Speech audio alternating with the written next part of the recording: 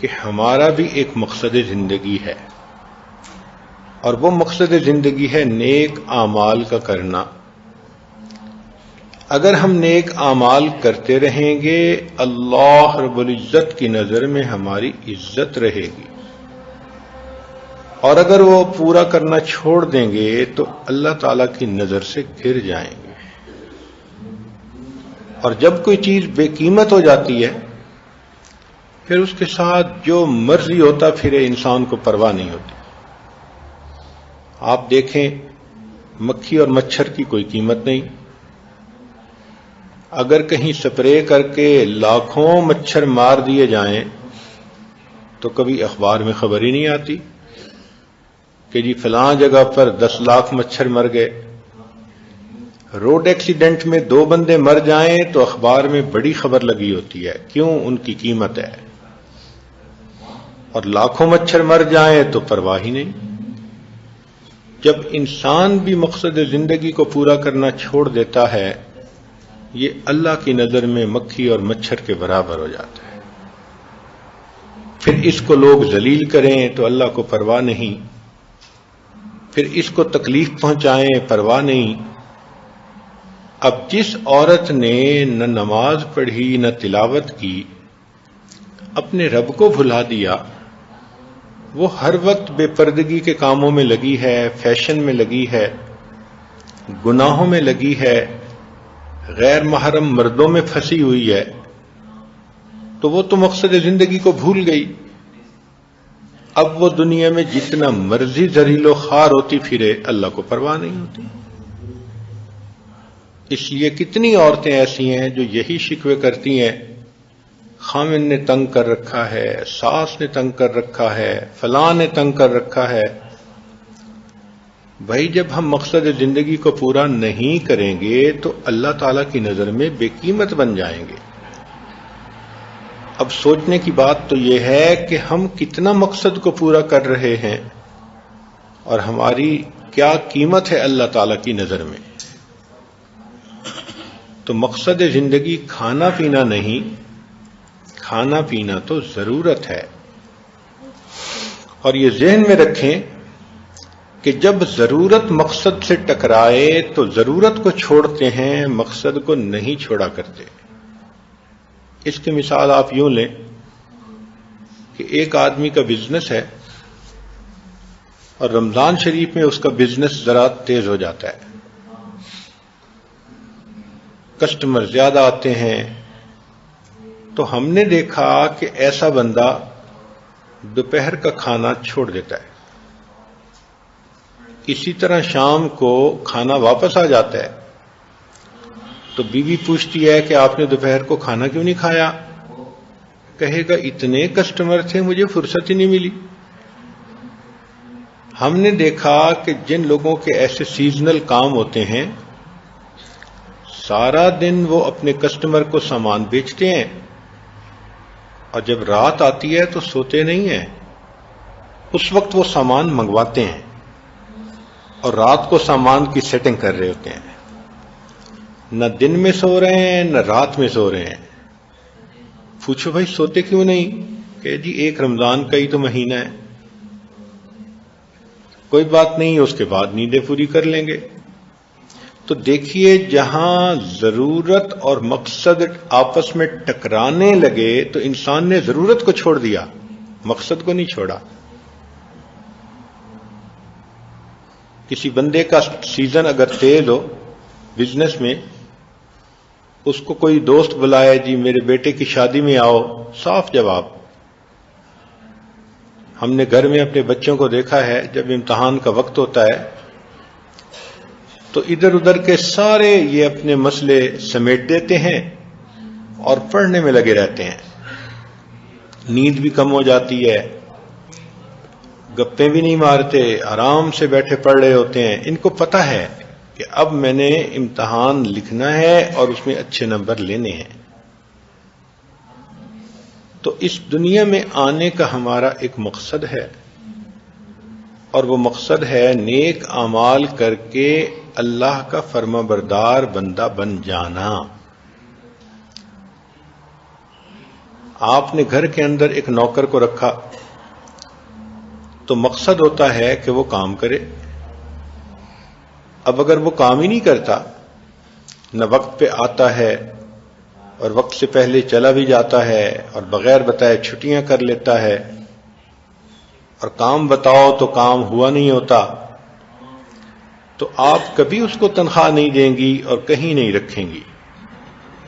2-4 دن اس کو دیکھیں گی، سمجھائیں گی، پھر اس کی چھٹی. تو سوچئے نا کہ ہم 1 مہینہ کام کے بغیر کسی بندے کو پیمنٹ دینے کے لیے تیار نہیں ہوتے. پروردگار عالم نے تو ہمیں پوری زندگی دی کہ میرے بندو میری بندگی کرو. ہم بھول جاتے ہیں، ہمیں فرصت نہیں ہوتی دنیا کے کاموں سے، اور اللہ رب العزت پھر ہمیں نیکی کی طرف متوجہ کرنے کے لیے حالات بھیجتے ہیں. ان کا مقصد یہ ہوتا ہے کہ میرا یہ بندہ سنبھل جائے اور موت سے پہلے نیک اعمال کو کر لے.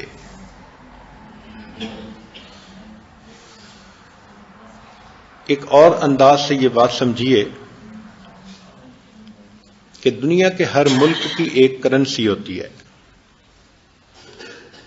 انسان جس ملک میں رہتا ہو، اگر وہاں کی کرنسی اس کے پاس بہت زیادہ ہو تو اس کی زندگی پرسہولت ہو جاتی ہے.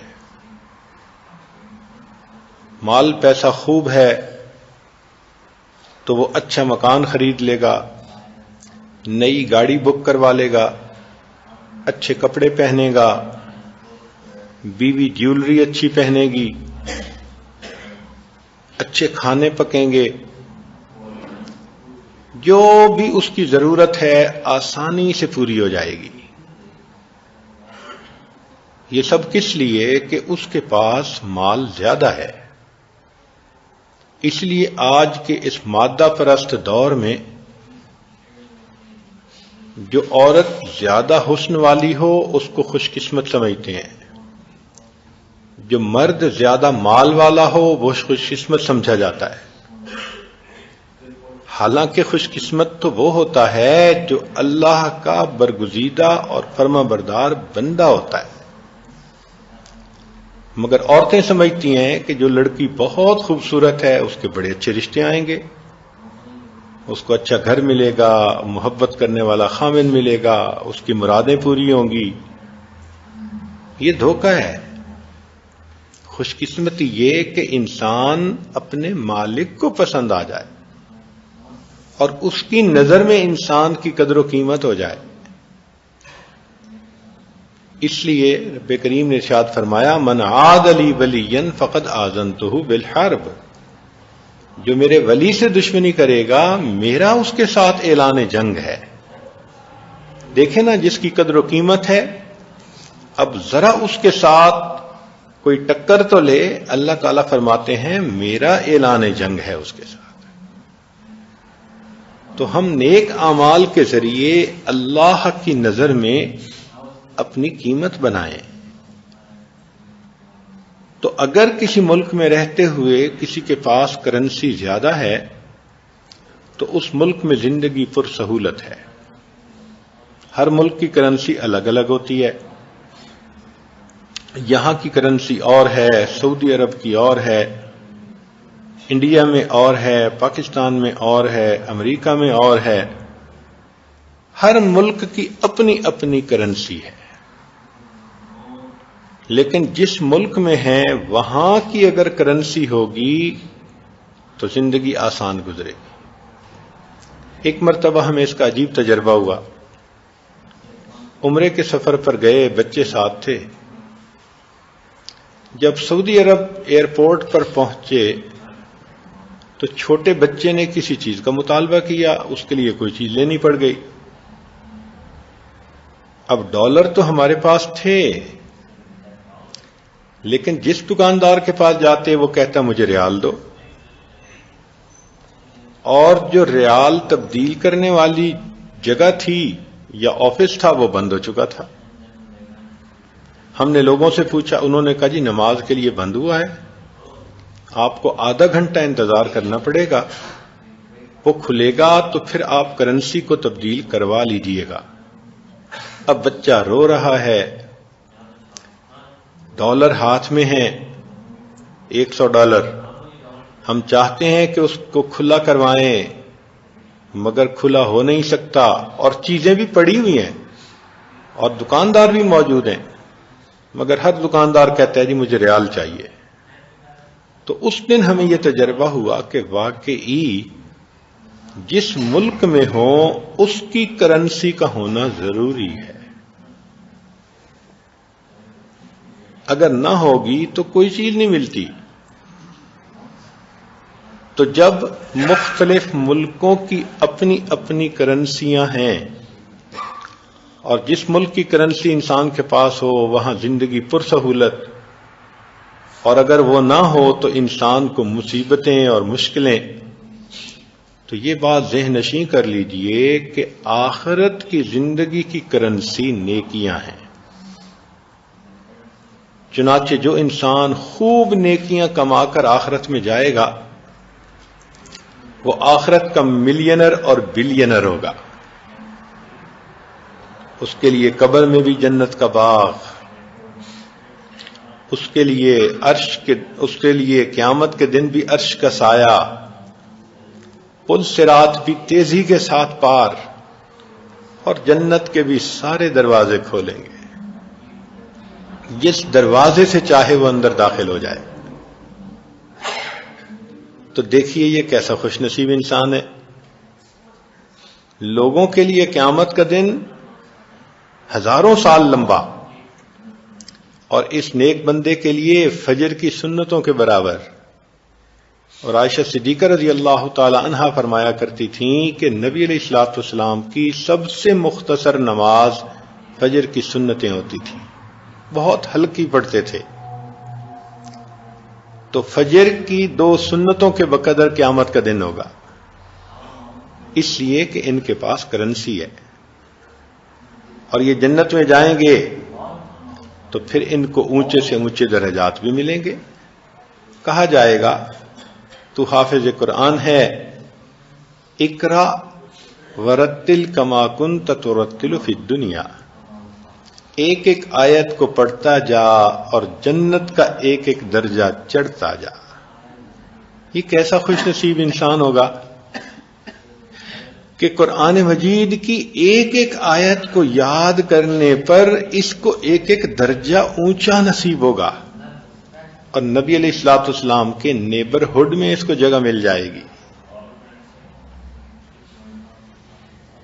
یہ ہے خوش نصیبی اور یہ ہے خوش بختی۔ اور جس بندے کے پاس نیکیاں نہیں ہوں گی تو وہ بندہ قیامت کے دن بلکہ قبر سے ہی پریشان، قبر جہنم کا گڑھا، اور اٹھے گا تو قیامت کے دن گناہوں کے بقدر پسینہ، کوئی کمر تک پسینے میں شرابور، کوئی اپنے گلے تک پسینے میں شرابور، اور جیسے کوئی چیز جلتی ہے، آپ آلو ابالیں تو جس طرح آلو پانی کے اندر خوب ہیٹ اپ ہو رہا ہوتا ہے، ایسے انسان اپنے پسینے میں ہیٹ اپ ہو رہا ہوگا۔ ذرا سوچئے تو صحیح، ذرا سا پسینہ آئے تو آج عورتوں سے وہ وقت گرمی برداشت نہیں ہوتی، کچن میں کام کریں تو چولہے کے قریب کام کرنے سے پسینہ ہوتا ہے، تو ہم نے دیکھا لوگ کچن میں بھی ایئر کنڈیشنر لگواتے ہیں۔ تو دنیا کی تھوڑی دیر کی گرمی اگر برداشت نہیں ہوتی تو جہنم کی گرمی کہاں برداشت ہوگی۔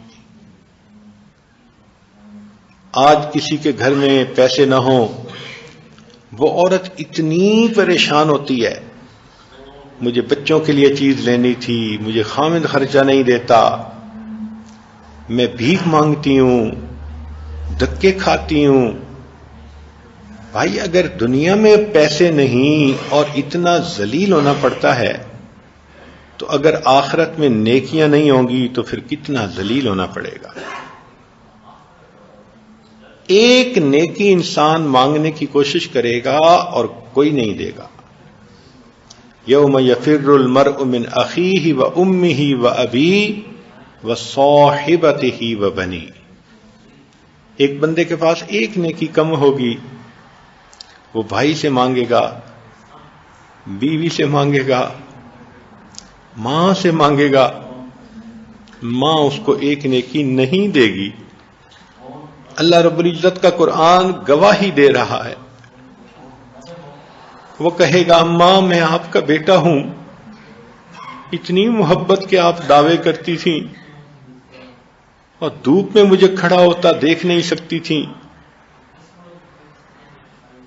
اماں مجھے ایک نیکی کی ضرورت ہے. مگر اس دن کی ہیبت اتنی ہوگی کہ ماں اپنے بیٹے کو ایک نیکی دینے سے انکار کر دے گی. وہ خامن جو اتنی محبتوں کا اظہار کرتا تھا، قربان ہوتا تھا، خرچ کرتا تھا، کہتا تھا اشارہ تو کرو، لب تو ہلاؤ، جو اس طرح مرادیں پوری کرتا تھا، قیامت کے دن بیوی ایک نیکی مانگے گی، خامد ایک نیکی نہیں دے گا. تو جب اپنے بھی بیگانے بن جائیں گے اور کوئی کسی کے کام نہیں آئے گا، تو آج انسان ان کی خاطر کیوں برے اعمال کرتا ہے اور نیک اعمال کو چھوڑتا ہے. آپ غور کریں، چھوٹی چھوٹی باتوں پہ ہم نماز چھوڑ دیتے ہیں. وہ جی مہمان آ گئے تھے، میں مصروف ہو گئی تھی. وہ جی بس مجھے یاد نہیں رہا، نماز کا وقت نکل گیا. یہ کوئی باتیں ہیں؟ جب مقصد زندگی ہے اللہ کی عبادت کرنا، تو مقصد کو ہم کیوں نہیں پورا کر رہے؟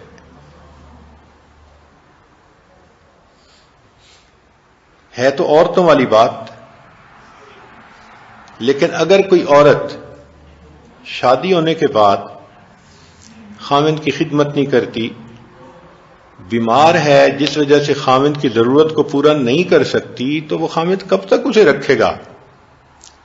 یقینی بات ہے طلاق ہو کے گھر جائے گی. تو ہمارا بھی زندگی کا ایک مقصد ہے، پورا کریں گے تو اللہ رب العزت کی نظر میں ہماری قیمت ہوگی. اس مقصد کو پورا ہمیں ہر وقت کرنا ہے.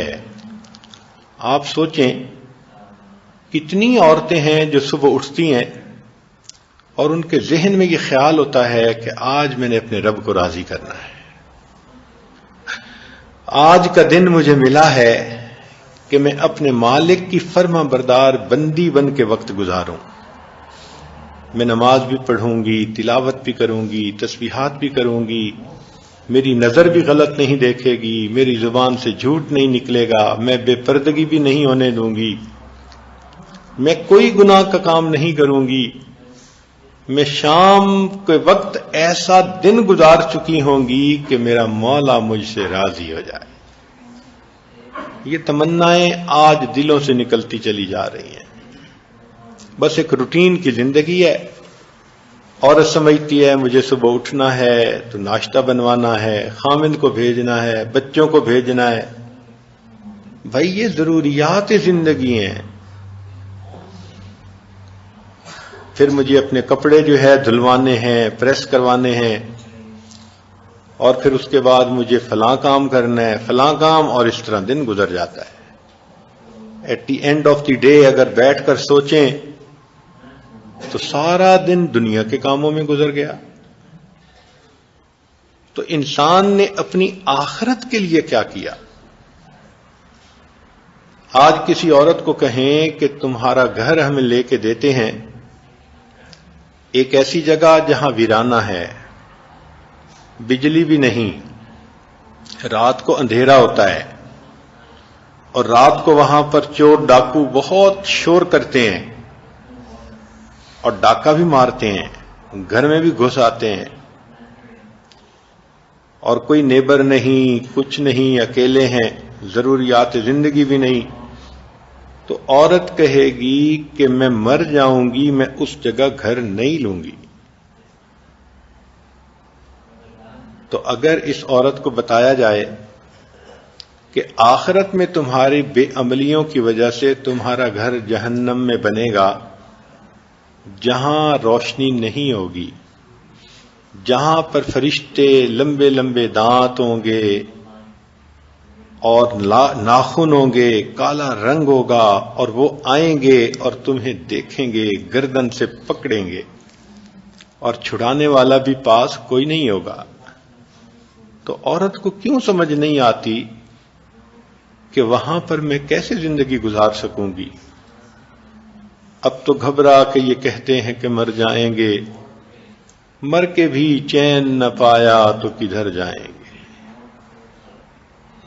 آج وقت ہے سوچنے کا کہ ہم اپنی زندگی اللہ رب العزت کے حکم کے مطابق گزار رہے ہیں یا من مرضی سے گزار رہے ہیں. آج ہم جتنی نیکی کرنا چاہیں کر سکتے ہیں. ایک مرتبہ سبحان اللہ پڑھنے پر جنت میں اتنا بڑا درخت لگ جاتا ہے کہ عربی نسل کا گھوڑا 70 سال تک دوڑتا رہے تو اس کا سایہ ختم نہ ہو. اور ایک مرتبہ سبحان اللہ پڑھنا کتنا آسان ہے. حدیث مبارکہ میں ہے جو آدمی نماز پڑھتا ہے، تلاوت کرتا ہے، نیکی کرتا ہے تو جنت میں اس کا گھر بنتا رہتا ہے. پھر ایک وقت آتا ہے کہ فرشتے اس کا گھر بنانا روک دیتے ہیں. تو دوسرے فرشتے پوچھتے ہیں بھئی گھر بنانا کیوں روک دیا؟ تو وہ کہتے ہیں کہ جی پیچھے سے میٹیریل آنا بند ہو گیا. تو جب انسان نیکی کرنا ختم کر دیتا ہے تو گھر کا میٹیریل بھی ختم ہو جاتا ہے. اب خوش نصیب تو وہی عورت ہے نا جو دنیا میں رہتے ہوئے آخرت میں بہترین گھر بنوا لے، جو اللہ رب العزت کی نظر میں اپنا مقام پیدا کر لے.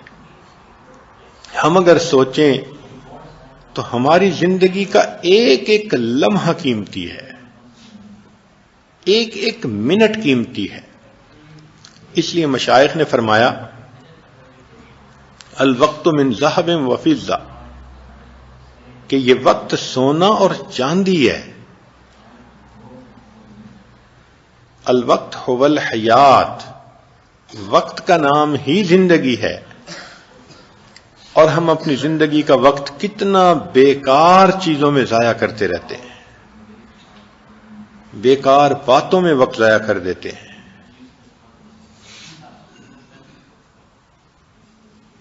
اکابر ایک ایک لمحے کا خیال کیا کرتے تھے اور اپنے وقت کو ضائع نہیں ہونے دیتے تھے، بلکہ اپنے وقت کو نیکی میں خرچ کرتے تھے.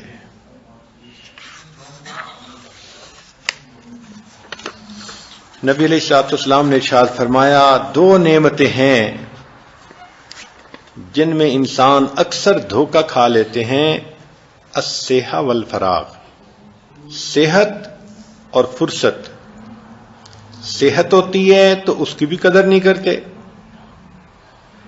اور اگر فرصت ہوتی ہے تو اس کی بھی قدر نہیں کرتے.